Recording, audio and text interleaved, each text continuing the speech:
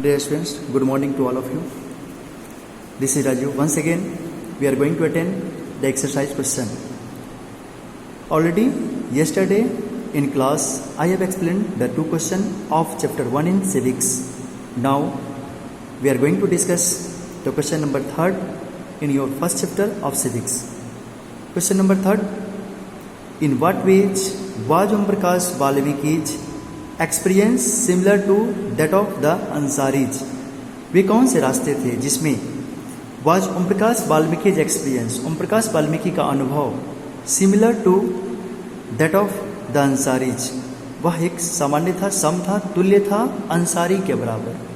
इसे हम जानेंगे आगे इस तरीके से. Answer of this question, Om Prakash Valmiki experience was similar to that of Ansaris in the following ways. Om Prakash Valmiki का अनुभव जो था वह अंसारी के समान था. वो कैसे? इन रास्तों में व्याख्या कर रहा है. Number 1, Om Prakash Valmiki was not allowed to sit with other students on the desk और मैट्स. स्कूल की बात है, अपनी कक्षा में ओम प्रकाश वाल्मीकि को यह अनुमति नहीं था कि वे दूसरे विद्यार्थियों के साथ ऑन द डेस्क और मैट्स, या तो बेंच पे बैठ सके या चटाई पे दूसरे विद्यार्थियों को एक साथ बैठ सके. That means he was discriminated about the caste. And another topic is Ansari. Ansaris we are not given apartment on rent in the locality of the people belonging to the Hindu religion. Ansaris we are not given apartments. Ansaris को मकान rent के रूप में rent पे नहीं दिया गया इन the locality, उनके आसपास के इलाके में, of the people.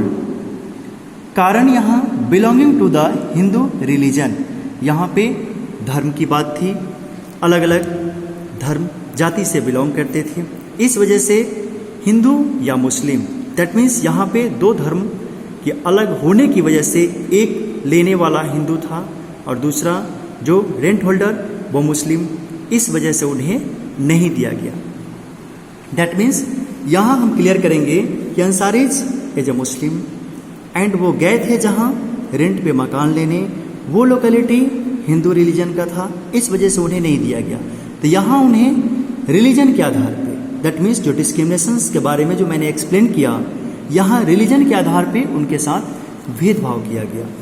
Third, here one way, जहाँ एक तरफ Om Prakash Valmiki was discriminated against on the basis of caste, वही दो लाइन को, उपरोक्त के दो पंक्तियों को ये एक्सप्लेन कर रहा है, जहाँ एक तरफ Om Prakash Valmiki was discriminated against on the basis of caste, उनके साथ भेदभाव किया गया जाति के आधार पे. इन अनदर वे, वहीं दूसरी तरफ Ansaris were discriminated against on the basis of religion, Ansaris को उनके साथ भेदभाव हुआ यहाँ पे धर्म के आधार पे. Now we are going to attend the question number 4. Question number 4 says, what do you understand by the term? आप क्या समझते हैं इस पद से? All persons are equal before the law, सभी व्यक्ति बराबर है कानून के सामने. यहाँ and the second topic is, why do you think it is important in a democracy? आप ऐसा क्यों सोचते हैं कि यह प्रजातंत्र में महत्वपूर्ण है? इसे हम जानेंगे.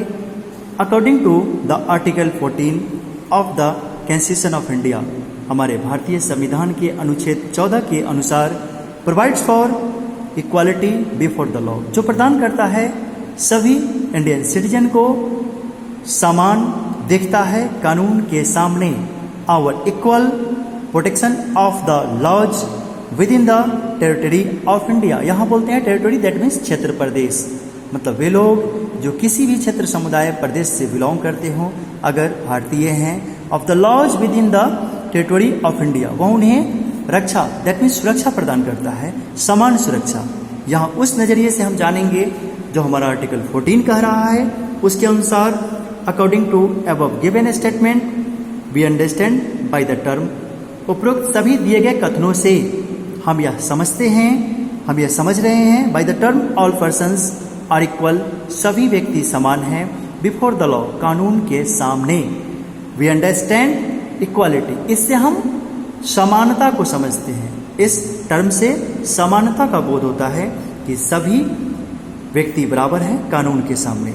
And the second point, equality is so important in a democracy because democracy is the government. समानता इसलिए बहुत ही महत्वपूर्ण है भारतीय प्रजातंत्र में, because democracy is the government, क्योंकि यहाँ प्रजातंत्र एक सरकार है, जैसा कि मैंने पहले भी एक्सप्लेन कर दिया कि वह उस सरकार का रूप है जो ऑफ द पीपुल, जनता का, बाय द पीपुल, जनता के द्वारा, एंड फॉर द पीपुल, जनता के लिए ही बनाई जाती है और जनता के द्वारा चुनी जाती है और जनता का होता है। इस वजह से अगर हम सभी जनता को इक्वल भाव से, इक्वालिटी, समानता की दृष्टि से देखेंगे, उनके साथ डिस्क्रिमिनेशंस नहीं होगा। Equality is the essence of democracy.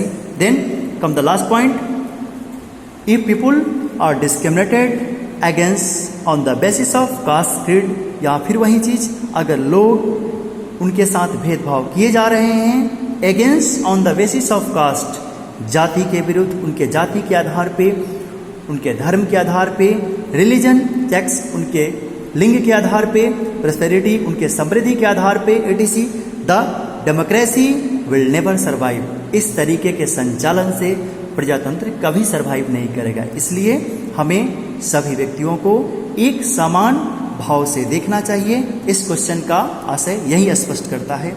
Okay, thanks, bye bye.